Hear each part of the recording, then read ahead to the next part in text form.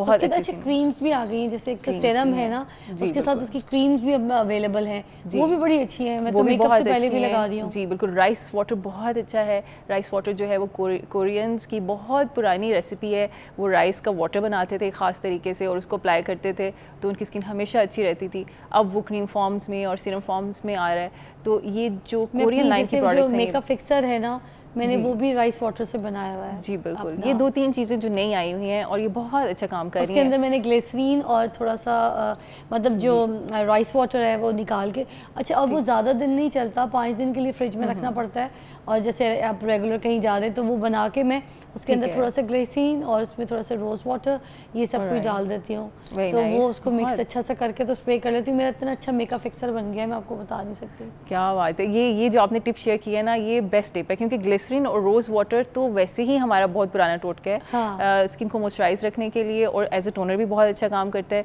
क्योंकि उसकी वो टोनर वाली प्रॉपर्टीज़ है ना, वो पोर्स को बंद कर देता है, आपकी स्किन को टाइट कर देता है। मुझे आपसे भी पूछना था कि वाइटनिंग का काम भी करता है, जैसे कुछ लोगों को बहुत शौक होता है कि थोड़ा सा वाइटनिंग इफेक्ट रहे मुंह पे। जी, उसमें आपको थोड़ा सा लेमन यूज़ करना पड़ेगा उसमें। काफ़ी अरसे से हम रेटिनॉल कर रहे थे कि रेटिनॉल लगाएं, एंटी एजिंग है, लेकिन फिर हमने देखा कि बहुत सारे लोग रेटिनॉल क्रीम्स भी लगा रहे हैं और सीरम्स भी लगा रहे हैं और बहुत ब्रेकआउट भी आता है, स्किन बहुत इरिटेट हो जाती है, ड्राइनेस बहुत हो जाती है, सूरज में नहीं निकल सकते। इतनी तो पहले कभी नहीं होती थी जब कुछ नहीं लगाते थे। एग्जैक्टली।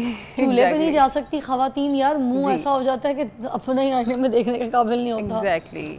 तो मैं ये बताना चाहती हूँ कि अभी लेटेस्ट रिसर्च ये आ रही है कि रेटिनॉल हर एक के लिए नहीं है, ठीक है? हर एक के लिए नहीं है। हाँ, एंटी एजिंग प्रॉपर्टीज़ हैं, लेकिन अगर एक पर्सन लगा रहा है और उसकी स्किन इरिटेट हो रही है तो इसका मतलब है उसकी स्किन डैमेज हो रही है, ठीक है? तो उसको पेप्टाइड्स की तरफ जाना चाहिए, ठीक है?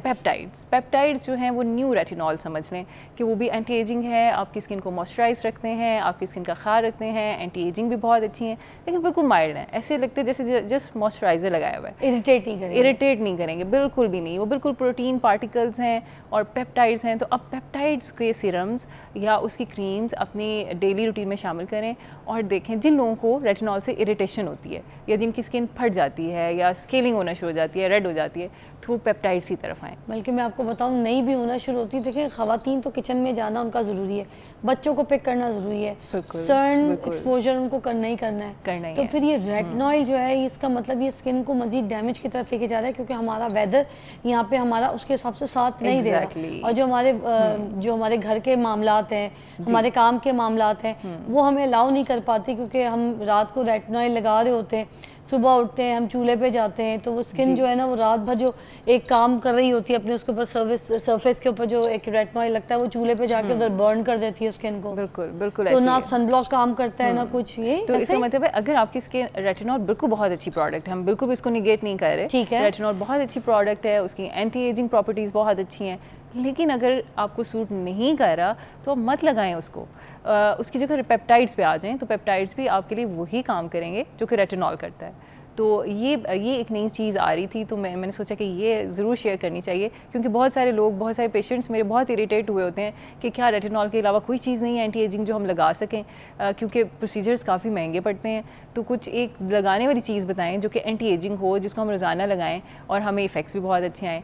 तो peptides is the thing, peptides लोग लगा रहे हैं। अभी हम स्नेल म्यूसिन की बात कर रहे थे, snail mucin is really good. Snail mucin अगर आपको एक्ने ब्रेकआउट नहीं दे रहा तो बहुत अच्छा आपकी स्किन को स्मूथ करता जाता है। ख़ास तौर पे PRP माइक्रोनेडलिंग के बाद मैं ज़रूर कहती हूँ कि स्नेल म्यूसिन का इस्तेमाल करें।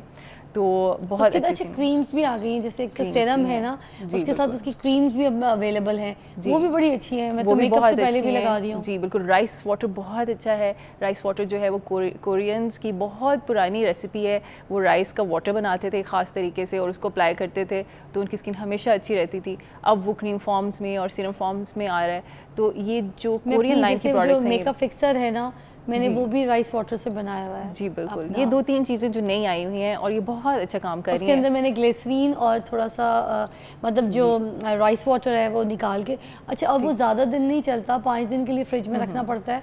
और जैसे आप रेगुलर कहीं जा रहे हैं तो वो बना के मैं उसके अंदर थोड़ा सा ग्लिसरीन और उसमें थोड़ा सा रोज़ वाटर ये सब कुछ डाल देती हूँ, तो वो उसको मिक्स अच्छा सा करके तो स्प्रे कर लेती हूँ। मेरा इतना अच्छा मेकअप फिक्सर बन गया है, मैं आपको बता नहीं सकती। क्या बात है। ये जो आपने टिप शेयर की है ना, ये बेस्ट टिप है, क्योंकि ग्लिसरीन और रोज़ वाटर तो वैसे ही हमारा बहुत पुराना टोटका है। हाँ। स्किन को मॉइस्चराइज रखने के लिए और एज अ टोनर भी बहुत अच्छा काम करता है, क्योंकि उसकी वो टोनर वाली प्रॉपर्टीज़ है ना, वो पोर्स को बंद कर देता है, आपकी स्किन को टाइट कर देता है। मुझे आपसे भी पूछना था कि वाइटनिंग का काम भी करता है, जैसे कुछ लोगों को बहुत शौक होता है कि थोड़ा सा वाइटनिंग इफेक्ट रहे मुंह पे। जी, उसमें आपको थोड़ा सा लेमन यूज़ करना पड़ेगा उसके लिए। फिर लेमन यूज़ करना, लेमन का थोड़ा सा, बहुत ज़्यादा नहीं, मतलब 1 to 2 टीस्पून आप उसमें डाल सकते हैं। अच्छा, पूरा उसमें जैसे इतनी बड़ी बॉटल है तो उसमें 1 to 2 लेमन आप स्क्वीज़ कर लें या 1 to 2 टेबलस्पून्स कर लें। तो उसको हम लेमन की भी 2 चीज़ें हैं, वो भी बता दें क्लियर, ताकि जो सुन रहे हैं। एक वो छोटे आती है नींबू, एक ग्रीन कलर की, एक आती है वो बड़े लेमन येलो कलर के।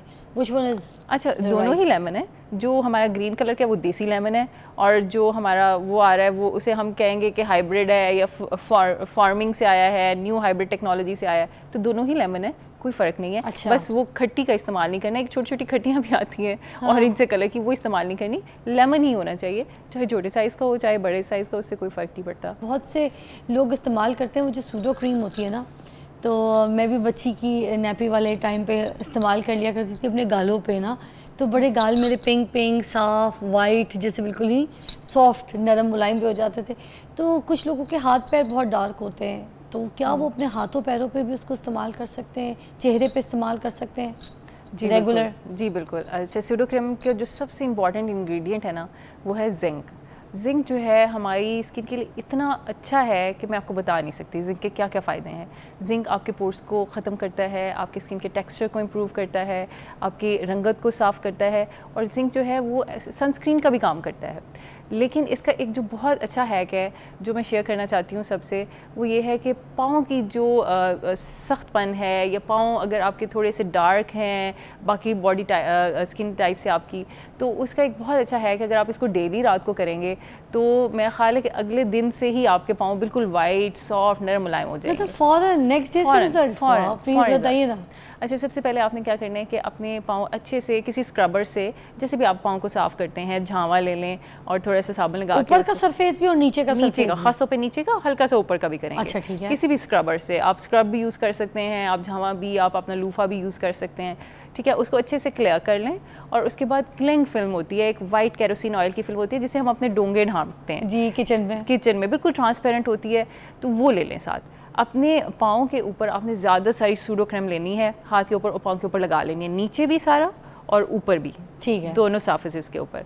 और फिर क्लिंग फिल्म से उसको जैसे मास्क है, मास्क की तरीके की लेयर बनानी है, या बस उसको मसाज करनी है और मल देना है? नहीं, मसाज नहीं करना। आपने उसके ऊपर नजर आनी चाहिए वाइट लेयर लगी हुई आपको, पतली मास्क वाली लेयर लगानी, पतली मास्क वाली लेयर लगा लें ऊपर नीचे, खासतौर पे एड़ियों वाली जगह पे जहाँ पे आपको लगता है थोड़ी सख्ती ज़्यादा है, तो वहाँ पे लगा लें। और उसके बाद रैप कर लें, रैप करके उसे ओवरनाइट उसी शीट से पहले आपने क्रीम लगाई, फिर शीट को नीचे रखा हुआ था ना, वो आपने रैप कर दिया। अच्छा, ठीक है। अब रैप करके आपने ओवरनाइट उसको ऐसे ही रहने देना है। ठीक है, अगर गर्मियों में आप इसको नहीं कर सकते तो सर्दियों में बड़ा बेस्ट तरीका है कि आप इसको रैप करके ओवरनाइट ऊपर से अपना मोजा चढ़ा लें, और पैर दोनों, हाथ और पैर दोनों। अच्छा, ठीक है। और सर्दियाँ हैं तो मोजा चढ़ा लें ताकि वो वहीं पे रहे और खिसके नहीं इधर उधर। तो आप देखेंगे कि वेरी नेक्स्ट डे आपके पाँव बिल्कुल नरम मुलायम, सख्ती ख़त्म हो चुकी होगी, उनका कलर एकदम से चेंज हो जाएगा, और आपको इतना पसंद आएगा कि आप इसे लॉन्ग टर्म करते रहोगे। आपको मेरी शक्ल बता रही होगी कि मैं कितनी इंप्रेस हुई इस बात से, और मैं अभी जाते के साथ ये हरकत करने लगी। जी बिल्कुल, ये ज़रूर करें। और सूडो क्रीम हर घर में होती है, जिस घर में बच्चे कभी थे और या हैं वहाँ पे सूडो क्रीम ज़रूर होती है। इसको आप नैपी रैश के लिए इस्तेमाल करते हैं। कितनी जल्दी आ रही है, मगर कितनी अच्छी टिप है ये, तो मैं जाके इस्तेमाल करने लगी, क्योंकि मैं खुद अपने हाथों पैरों से इतनी परेशान हूँ, यकीन कीजिए। बाकियों का मुझे नहीं पता, मगर मैं खुद बहुत ज़्यादा परेशान हूँ। मेरी सबसे ज़्यादा अगर कोई चीज़ डार्क होती है, मेरी ये पोर्स डार्क हो जाती है, क्योंकि आई कुक माई सेल्फ, तो मुझे कुकिंग की वजह से मुझे हीट पड़ती है, सबसे ज़्यादा डार्क हो जाता है मेरे। ड्राई बॉडी है, ड्राई बॉडी की वजह से मेरे पाँव का जो ये ऊपर वाला सरफेस है ये डार्क हो जाता है, ओपन सैंडल्स पहनने की वजह से भी एंड ऑल दैट। तो मैं बताऊँ, ये इतनी झकास टिप आज उन्होंने दे दी है, ट्राई दिस आउट। और आपने एक टिप, मैंने जैसे उन्होंने कहा ना कि जैसे ही आप इसको इस्तेमाल करते हैं तो नेक्स्ट डे ही आपको रिजल्ट मिलना शुरू हो जाएगा, तो चीज़ वही बतानी चाहिए जिसके कोई नुकसान ना हो। जैसे आपने अभी इतनी अच्छी हमें टिप बताई है, सॉफ्ट हो जाएंगे पाँव, खूबसूरत हो जाएंगे, नरम मुलायम हो जाएंगे, हसीन हो जाएंगे, और सबसे बड़ी बात कि जो आपका पाँव का ऊपर का और नीचे का जो सरफेस हार्ड हो जाता है, एज़ पर डॉक्टर कंजा के, वो सॉफ्ट एंड मुलायम हो जाएगा। So that's what I want. तो मैं चाहती हूँ मेरे हाथ पैर फराल जैसे हो जाएं, मिलती हूँ आपको कल के शो में। आप अपना जो है ना ये तैयारी कीजिए, आज सोडो क्रीम लेकर आइए और लगाइए, इसका कोई साइड इफेक्ट, जिंका कह रही है। Try this out, see you tomorrow, thank you so much, bye bye.